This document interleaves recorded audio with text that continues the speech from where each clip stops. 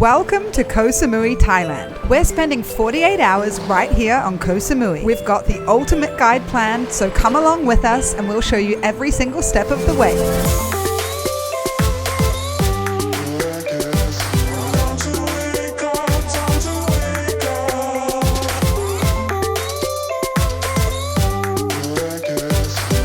So of course, for the ultimate guide, you need to know the best way to get to the destination, and the best way to get to Koh Samui is going to Suvarnabhumi Airport and getting a direct flight with Bangkok Airways. Oh, looks like we're boarding right now. We literally just made it to Koh Samui after a 50-minute flight. We even got a meal served on board. If you come to Koh Samui, you absolutely need to check out the night markets. Right now, we're at the Fisherman's Village night market. There's so much food here, like everything smells so good, and there's so much range as well. Like there's pad thai and there's actual sandwiches as well, like literally everything, so many different kinds of foods. And it's really, really busy, great vibe. Just decided to get some veggie samosas and they're only 20 baht. Crazy. Man, that's so good. So this place is only open, I think, on Fridays, Mondays, and Wednesdays. So you really, really need to time it well. Absolutely worth it though, especially if you're a foodie. There's so much to eat here. We've just finished up in the food section and it's kind of turned into more like handicrafts, and I think I can see some like different vintage clothes as well. To be honest, there's just like a lot going on. There's a whole lot of stuff here. We're passing rows and rows of sunglasses and loads of jewelry as well. So much different like cute handmade stuff here. Like look at these little monkeys, they're adorable. Apparently you can even find all of your Apple gear right here at the market as well. There are AirPods, there are like all kinds of things right here. Crazy. We're going to the Nature Samui and we're going to do a cooking class. Let's go make some delicious food. This place is so stunning. They completely believe in the whole farm to table concept, and we've been really lucky and been able to walk around the whole entire garden. What is it called? Malanping? Talingping. And it's sour. Okay. Oh, that's so sour, yeah. I think there's like a little viewing platform right at the end. Let's go and check it out. We're literally like looking out over to like a field of red lotus lakes. Like this is just amazing. We've just been shown all around the gardens and we've been told the lotuses here come out in the morning. So the best time to come is early morning. You're gonna see the most lotuses. We're just about to start our cooking class now. All the ingredients are laid out. You choose what ingredients you want. You put it in your leaf and gobble it all up. That's a lot of flavor. Okay. I still can't believe we made this. Let's put it on our rice and see what it all tastes like. That is absolutely delicious. Doing a Thai dessert, we're making bua loi. Really good. This is Tamarind Springs. I'm so excited to be here. We're about to go for a steam and a massage. So we're only allowed the cameras like for this tiny bit. She said there are like 3 plunge pools. They look like they're right in the middle of nature, like very natural, very, very, very beautiful. This is so stunning. Whoa, do you see like the big fountain just over there? That's beautiful. We've just arrived in the reception. About to go in for the massage now, but look at this building. It is absolutely stunning. Like it's really airy. It's completely open. Like everything is so beautiful. We've just been given these beautiful welcome drinks. I think she said they're tamarind and ginger. Wow, that's super refreshing. You can really taste the ginger. We just finished our treatment and that was absolutely amazing. We had a 1-hour massage, but my favorite thing was actually what we did afterwards. So there are like a series of spas and like just giant, huge rocks everywhere. You go on platforms all around them and you go from like really, really hot steam rooms inside cave that are 50 degrees Celsius, like really, really hot. And you go straight from that into ice cold plunge pools. Well, maybe not ice cold, but it really felt it after 50 degrees. The steam room and then the cold plunge, that was the best thing, I think. I agree. Definitely something you need to do when you visit Koh Samui. On basically every single list you see of things to do in Koh Samui, you're going to find the walking street. This is the big one, and so obviously we had to come and check it out for ourselves. It looks like this place is mostly filled with like loads of bars, loads of restaurants, and some of them have the most incredible views, like right alongside the sea. There's also lots of different shops, and there's so much food, like food everywhere. And it all smells really, really good. If you're wondering what the vibe is, well, it's Saturday night. It's not too busy. Definitely worth checking out. Like if you come to Koh Samui, you're looking to do some shopping, might be going out for some drinks for a nice meal, you should totally come and check out this walking street. It's right in the middle of Boput and it's just a really good vibe. You should come and check it out. Something I didn't know about the walking street, you can even get a suit, like right here on the street, where good looks can be bought. And don't worry, you can get your tourist pants right here as well. You know you need a good pair of tourist pants if you're visiting Koh Samui. This is pretty cool as well. Like, if a fancy restaurant isn't your thing, there are choices of street food here too. I'm smelling a lot of banana rotis in the air. It smells amazing. Whoa, did you see that guy's chopping skills? That is amazing. We've just arrived at our first spot for the day. We had to come and see Big Buddha. This is like an iconic part of Koh Samui. You literally see it as you fly in and land on the island. What I didn't know was there are some other statues right here. We're just parked in the car park. There are loads of shops around us, and like we back onto some water. Anyway, let's go check out Big Buddha. I feel like you can always find clothes for sale, like no matter where you go in Thailand. So right now we're in Chaweng Beach. This is somewhere you've probably been if you've been to Koh Samui before, and if you're planning on going to Koh Samui, I'm sure you've heard of it. This is like a big tourist hub. It's really quiet at the moment. Normally it's absolutely jam-packed full of tourists. A lot of the shops are being done up, so there are quite a lot of empty lots. But overall, there are loads of restaurants. So by the time you get here, I'm sure it will all be really, really different. So this is one of the major nightlife areas here in Koh Samui. You can see loads and loads of massive bars down here, like just down the street. It's absolutely full of them. Right now it's 11 a.m, so they're all shut, but yeah, this is where you come if you want to drink in Koh Samui. It's so exciting to see Chaweng Beach coming back to life. We were literally just walking down the main road and stumbled upon this amazing hotel. Everything is bright pink. I'm literally standing in pink sand right now. Like, this is just so cool. Chaweng is back. They've got a really nice swimming pool here as well. This would be such a cool place to hang out.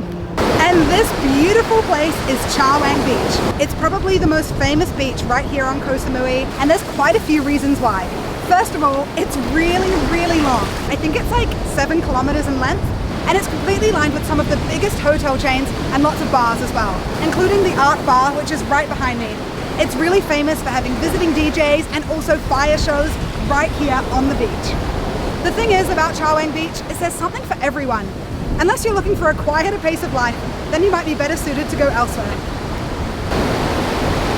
You always know you're in Thailand when you find a swing on the beach, and this one looks really, really pretty.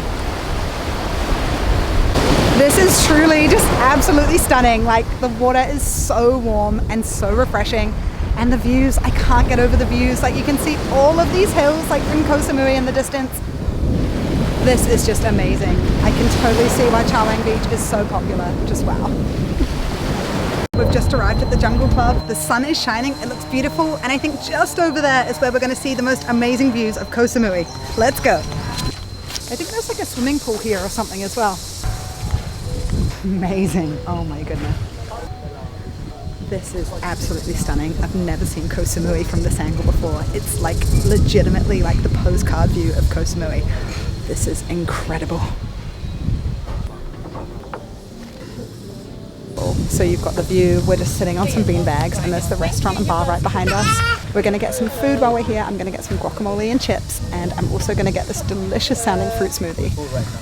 Honestly, this is just amazing. What a view of Koh Samui.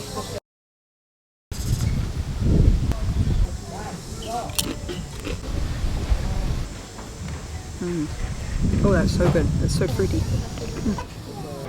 This is absolutely the best view on Koh Samui. We've got like such an amazing seat as well. We're right on the edge and you can see everything. We can see all the beaches. You can see so many islands in the distance.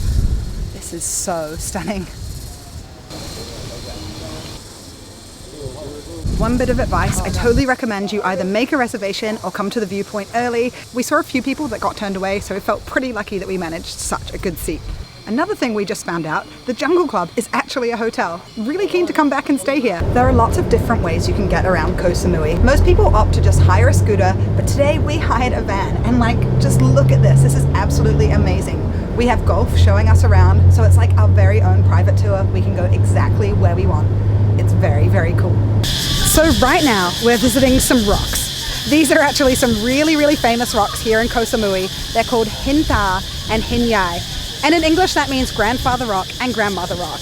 The reason they're called this is because they look like male and female body parts. You'll see what we mean. So that one just over there is grandfather rock.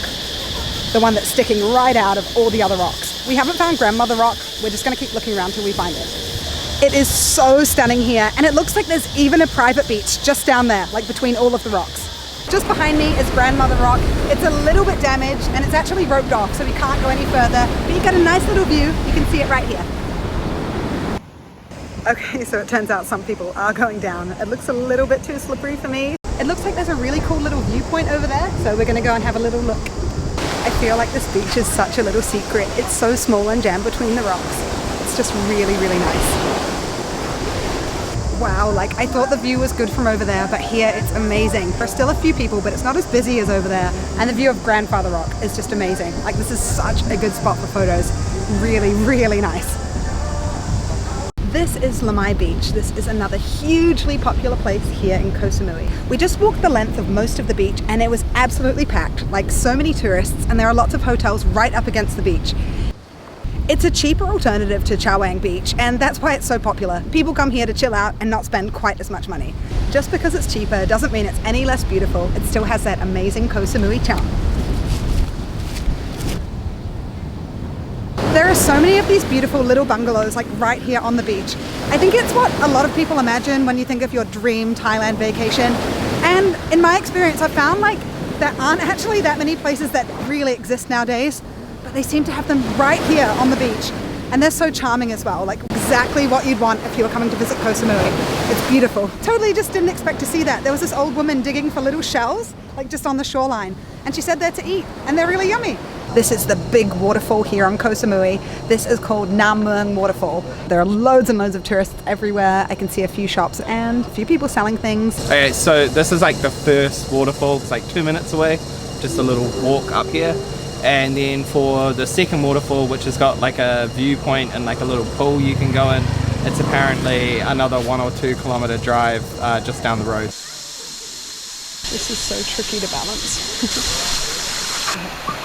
This is amazing. It's a lot colder than I was expecting. It's really refreshing, but it's a little bit hard to get the old shoulders under. Oh, the sun's coming out. Oh yeah, this is lovely. People are like jumping into the water, like jumping off cliffs and stuff into the water. And the waterfall itself is just absolutely stunning. This is amazing. A must-do in Samui. It's so beautiful here. You're like right in the middle of a jungle. You've got the light filtering through the trees and everything just looks majestic. I kind of just can't believe I was swimming in a waterfall. Like, it's just unreal. The other really cool thing about this place is it is completely free. You don't have to pay anything to get into here. It's absolutely amazing. Although you're in a jungle, you still have lots and lots of food here. We've passed so many different shops. Like you can get freshly cooked food. You can get things like fruit, like bananas and stuff. Look, you can buy so many cool clothes here as well. We're feeling pretty tired after that swim, so we've just popped into this fruit shake place and we're each getting some banana shakes. Oh my gosh, that's so nice. It's so refreshing and so banana-y. This is Lipa Noi Beach. We were really excited to come and see here. Apparently it's where you go if you're looking for something a little bit more quiet. That's exactly the vibe. It's a little bit more sleepy. It's so relaxing and it's really, really stunning. Just look around.